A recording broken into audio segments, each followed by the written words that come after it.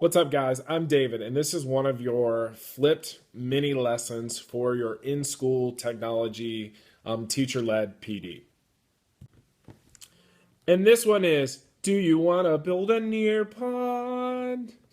This one's all about NearPod. You're actually going to build a NearPod with this lesson. So the first step in NearPod is logging in. No kidding, right? All right, so to log in, when you first go to NearPod, and do this on your computer, you're going to go to log in right here at the top. You're going to press that button. Now, you have the option to log in with Google, Microsoft, or you can create a NearPod account. So click on what works for you. In Fulton County, you are getting Microsoft Office 365, so if you already have it, you can log in right away with that. I've tried it, it works.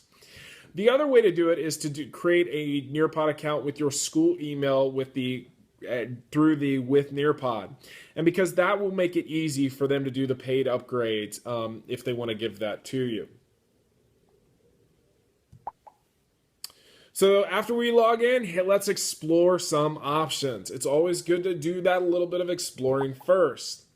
So the first option, really when you log in, you're going to come to this menu that has 5 menu choices. The first one at the top is called My Library, and this is where your published NearPods go and where you can launch them for students. Right underneath that is Explore.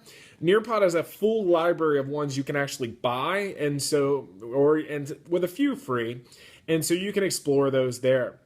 On Join, it just allows you to join somebody else's. Where you're going to live and breathe a lot is in Create, and this is where you actually create your own. And then last but not least, Reports is where you get all that really good data that you want. Now, to get back to this page at any time, unless you're in a NearPod, you always, and even if you're in a NearPod, it's always the button in the top right. A lot of times, or top left, excuse me. A lot of times it's a house. Sometimes if you're in a NearPod, it's an arrow. But if you want to get back to this page, that's how you do it. Now, so the Explore function. Now, under Explore, when you click on this, it basically takes you to a presentation store where you can get pre-made NearPods. Many are not free, but they add stuff to this all the time. There's all sorts of people who are creating content for NearPod and a lot of really good stuff. And some of them are not that expensive if you do have to pay. The next one, and the next two of the other ones that we'll talk about is Join and Reports. The Join button lets you join somebody else's NearPod if you're already logged into NearPod. Think if you're a co-teacher and you want to log in real quickly, that's a way to do it. Then Reports is where you can get access to all the data that NearPod's going to generate for you. So let's do what we're really here for. Let's start creating an NearPod. So the first steps here is to hit this button right here, hit Create. And then you're going to go to the page. You can see I already have some that are published, but yours should be pretty close to the top if you've never worked with NearPod. And you're going to hit this button called Add Presentation. So this is basically you're adding a NearPod presentation. And so really you're going to add, where you want to start is add teacher-created content. And so what you're going to do is after you click Add Presentation, it's going to come up with an untitled presentation. Then you're going to click this button, and that's going to be Add a Slide.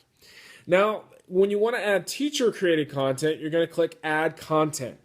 And teacher-created content gives you lots of options, but think about this as everything that you can already put in a PowerPoint. These are all the teacher-created content delivery kind of options that you would want. And then you have lots of options to pick from.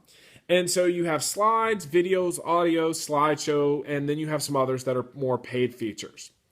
So to move to the next step, click on which one of those you want to add, and then it will add it as a slide in your NearPod.